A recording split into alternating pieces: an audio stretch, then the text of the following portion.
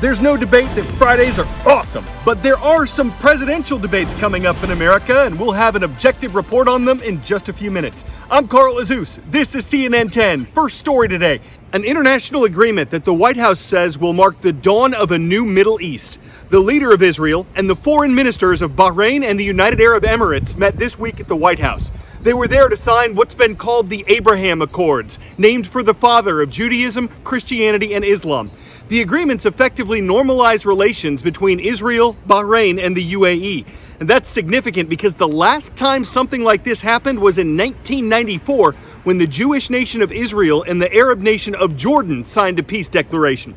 Critics say the new agreement does not solve the ongoing conflict between Israel and the Palestinians, which has challenged the Middle East for decades.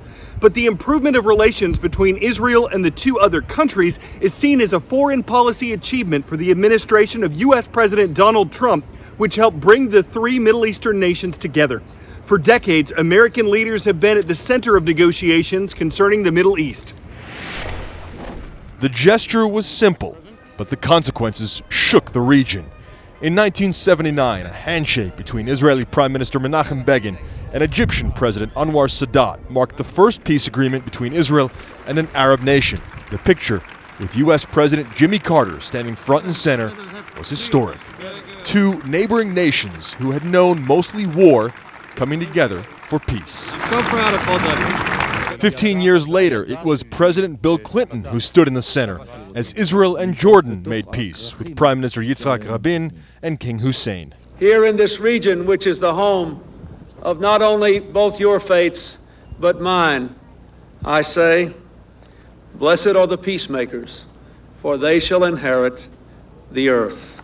Another historic moment in a region known more for starting wars than for ending them. But major progress on the Israeli-Palestinian conflict proved much more elusive. When President Donald Trump took office, he immediately set to work on his vision of the conflict, one that was heavily in favor of Israel, built in part on his personal relationship with Prime Minister Benjamin Netanyahu. After Trump moved the U.S. Embassy to Jerusalem and took other pro-Israel steps, the Palestinians cut off contact with the White House. Instead, Trump and senior advisor Jared Kushner shifted their efforts to the rest of the region. The first Israeli commercial flight to land in Abu Dhabi celebrated a normalization agreement between Israel and the United Arab Emirates. While this peace was forged by its leaders, it is overwhelmingly desired by the people. Less than a month later, Bahrain announced it too would normalize relations with Israel. Election Day in America is on Tuesday, November 3rd. Voters will determine who sits in all 435 voting seats of the U.S. House of Representatives. Americans will choose 35 of the 100 seats of the U.S. Senate, and they'll decide who will lead the country for the next 4 years. The two men on the ballot, incumbent Republican President Donald Trump and Democratic presidential nominee Joe Biden, were determined by the primaries and caucuses held across the country earlier this year. The next big dates on the calendar are September 29th, October 7th, October 15th, and October 22nd. And CNN 10 contributor Kelly Mena tells us why. Kelly. Thanks, Carl. Today, we're going to be taking a look at the upcoming presidential debates. When it comes to political argumentation, nothing beats the general election presidential debates. And this year, there are three, between Republican President Donald Trump and Democratic candidate Joe Biden, plus one between Vice President Mike Pence and Kamala Harris. The presidential debates are all about presenting ideas and showcasing leadership qualities to millions of Americans. They're also a form of political theater for Americans to see candidates in action and raw when it comes to facing their opponents. 2016's debates between Hillary Clinton and then Republican candidate Donald Trump were some of the most watched in history, as Americans got to weigh each candidate's policy and future plans against each other. The first debate between Biden and Trump will take place on September 29th in Ohio and will be divided into 6 segments of about 15 minutes each on the major topics. Each candidate will get 2 minutes to respond to each question, with the remaining time going for discussion and back and forth between the candidates. Carl, with less than 15 days until the first presidential debate, the end of September will give Americans the first glimpse at the Biden-Trump political sparring match. 10-second trivia. Which of these famous explorers was born last? Marco Polo, Christopher Columbus, Amerigo Vespucci, or Ferdinand Magellan? These explorers are listed from the earliest birth date to the most recent, with Magellan having been born in 1480. A passageway through the tip of South America between the Atlantic and Pacific Oceans was named for Magellan. So are the penguins that can be seen there, and so is a telescope that will eventually be assembled in Chile. The giant Magellan telescope will be the world's largest of its kind. It's currently being constructed under the University of Arizona's football stadium because the lab there is the only one that can make its massive mirrors.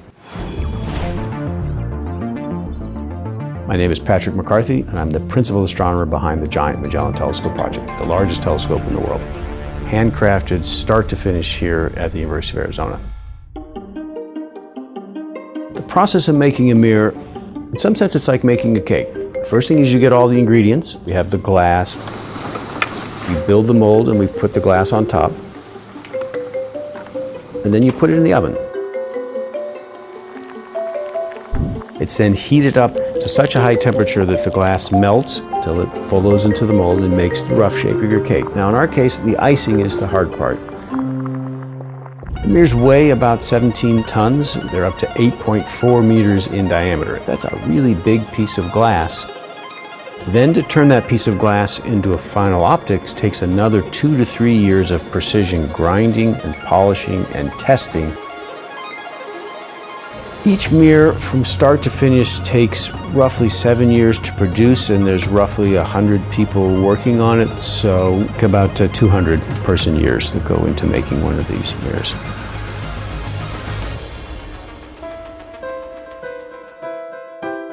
The Giant Magellan Telescope will be sited in the Chilean Andes. They have the sharpest images in Chile, dry weather, clear skies, and no artificial lights. It's a perfect place for astronomy.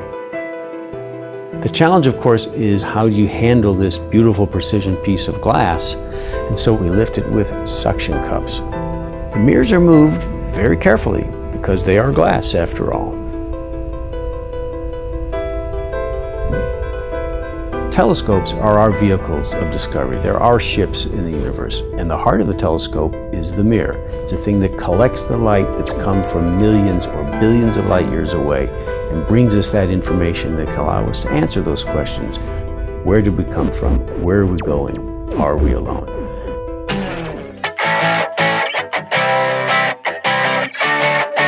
If you want a hippopotamus for Christmas, we can't help you. But if you're looking for a Tyrannosaurus Rex, this here skeleton is up for auction. It's named Stan for the paleontologist who discovered it in South Dakota. It's 13 feet tall and 40 feet long. Stan contains 188 original bones, though scientists think complete T-Rexes might have had more than 300. So can you get a 37% discount? You can try. Christie's estimates it'll fetch at least $6 million. And while there's no way some folks would pay that, it would wreck their bank account. Others would be willing to drop a skeleton of cash, so you could stand Stan as it stands to withstand the test of time and bidding. Make no bones about it, y'all. I'm Carl Azus for CNN 10. Nishimachi International School is watching today from Tokyo, Japan. We hope you and everyone watching around the world has a wonderful weekend.